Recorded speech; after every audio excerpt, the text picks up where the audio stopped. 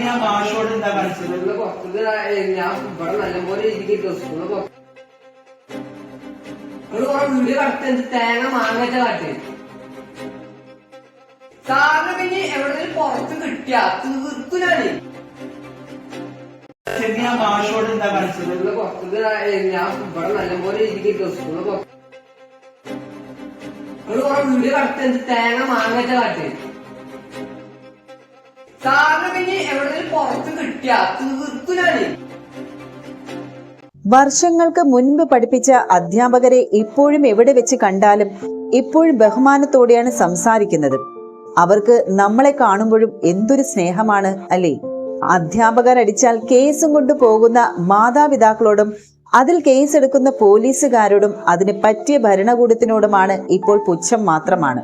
കഴിഞ്ഞ ദിവസമായിരുന്നല്ല ഒരു ഉമ്മയെ വെട്ടിക്കൊന്ന മകന്റെ സംഭവം നമ്മളെല്ലാരും അറിഞ്ഞത്. എന്തായാലും അതിന്റെ തൊട്ട് പിൻഗാമി എന്ന് വേണം പറയാനല്ലേ. പണ്ടൊക്കെ നമ്മുടെ അധ്യാപകരെ കാണുമ്പോഴുള്ള ആ പേടിയും ബഹുമാനവും ഒക്കെ ഈ ഒരു അവസരത്തിൽ ഞാൻ ഓർത്തു പോവുകയാണ്. എന്തായാലും അച്ചടക്കം, ബഹുമാനം, ആദരവ് എല്ലാം എവിടെയാണ്? ഈ ഒരു കുട്ടിയുടെ രക്ഷിതാക്കൾ ഇതൊക്കെ കാണുന്നുണ്ടോ? സ്കൂളിൽ കൊണ്ടുവന്ന മൊബൈൽ ഫോൺ പിടിച്ചു വെച്ചതിന് അധ്യാപകർക്ക് നേരെ കൊലവിളിയുമായി +1 വിദ്യാർത്ഥി. Palakkad Anakkara government higher secondary സ്കൂളിലാണ് ഈ ഒരു സംഭവം നടക്കുന്നത്. വെള്ളിയാഴ്ചയായിരുന്നു അധ്യാപകർക്ക് നേരെയുള്ള വിദ്യാർത്ഥിയുടെ ഭീഷണി. സ്കൂളിലേക്ക് മൊബൈൽ ഫോൺ കൊണ്ടുവരരുതെന്നുള്ള ഒരു കർശന നിർദ്ദേശം വിദ്യാർത്ഥികൾക്ക് അധ്യാപകർ നേരത്തെ നൽകിയിട്ടുണ്ടായിരുന്നു. ഇത് ലംഘിച്ചാണ് +1 വിദ്യാർത്ഥി ക്ലാസ്സിലേക്ക് മൊബൈൽ ഫോൺ കൊണ്ടുവന്നത്. ക്ലാസ്സിലെ അധ്യാപകൻ മൊബൈൽ പിടിച്ചെടുക്കുകയും പ്രധാന അധ്യാപകൻ അത് കൈമാറുകയും ചെയ്തു.